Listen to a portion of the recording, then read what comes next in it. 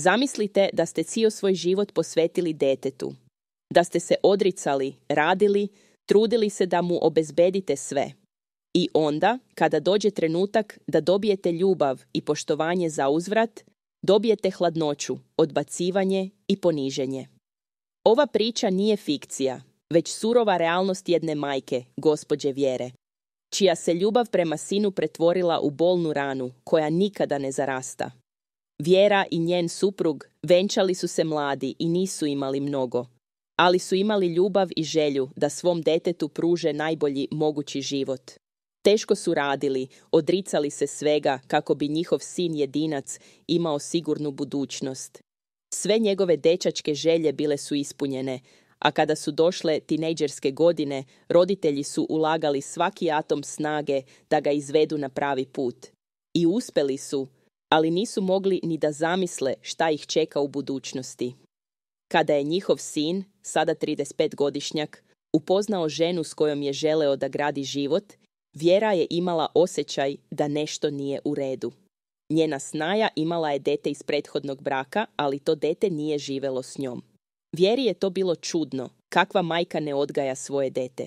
Pitanja su se gomilala, ali odgovora nije bilo. Njena intuicija pokazala se tačnom kada su problemi počeli da izbijaju na površinu. Njihov sin i snaja su dobili na korišćenje porodičnu kuću, ali to im nije bilo dovoljno.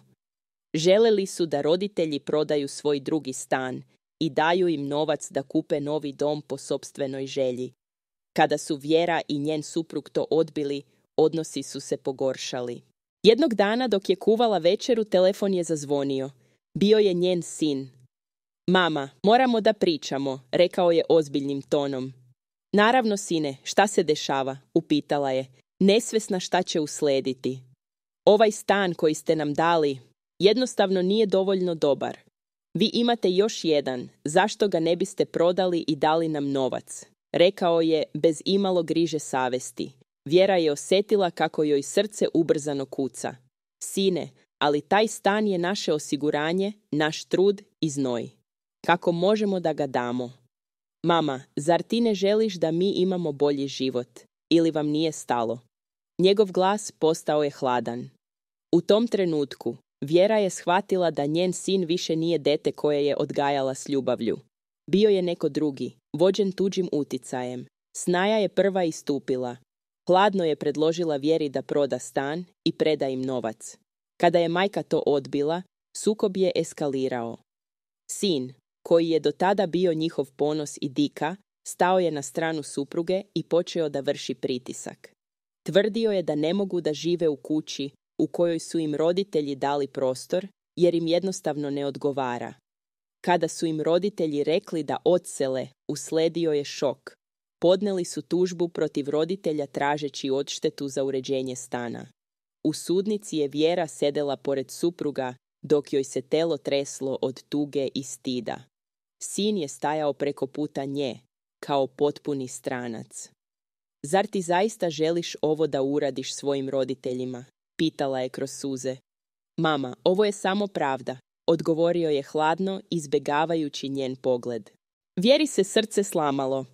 Gledala je u dete koje je nekada držala u naručju, koje je ljuljala kad je bilo bolesno, koje je učila da vozi bicikl. I sada, to isto dete ju je gledalo kao neprijatelja. Godine su prolazile, a tišina između njih postajala je sve glasnija. Vjera i njen suprug su nastavili život, ali praznina u njihovim srcima bila je neizbrisiva.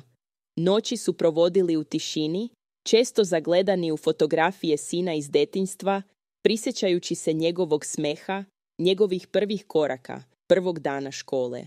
Ponekad bi Vjera uzimala telefon u ruke, želeći da okrene njegov broj, ali bi se zaustavila. Nije želela da bude odbijena ponovo.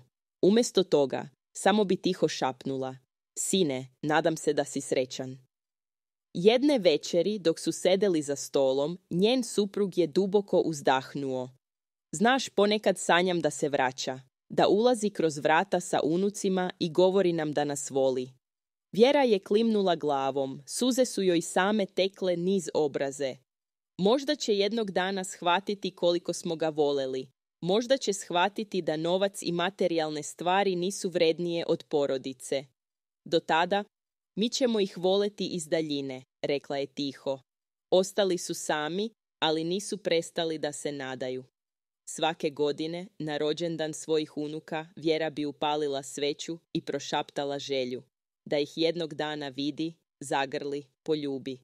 Do tada nosila ih je u srcu kao neizbrisivu uspomenu na ljubav koja nikada ne prestaje. Šta vi mislite o ovoj priči? Da li roditelji uvek treba da budu tu za svoju decu, čak i kada ih ona izdaju? Pišite nam u komentarima, podelite vaše mišljenje i ne zaboravite da se pretplatite na naš kanal za još priča koje će vas naterati na razmišljanje. Vidimo se u sljedećem videu.